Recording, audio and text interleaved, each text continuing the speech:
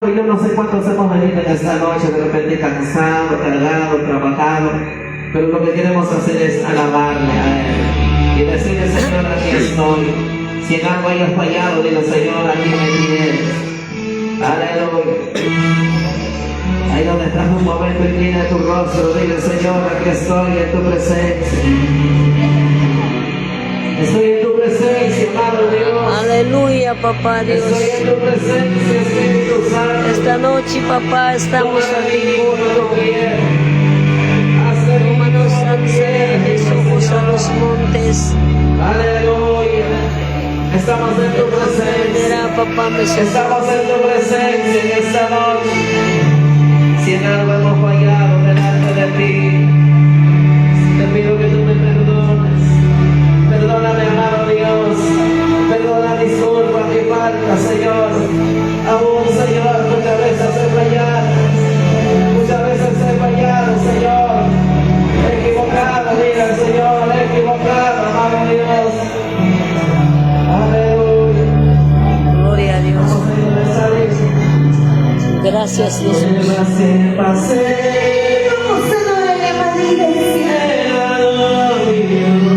Aleluya. Mi carne desfallecía, mis huesos estremecían. Sí, Señor. Las pruebas que pasé eran mi carne, mis huesos estremecían. Yo sentía horrible. Yo sentía, aleluya. Vamos a ver dónde está el aliento de vida se el aliento de vida se cuando se pasa el momento. Estamos congregando aquí en Michanaki. Ahí no sé cuántos hemos clamado, decirle: Señor, aquí estoy, aquí me tienes.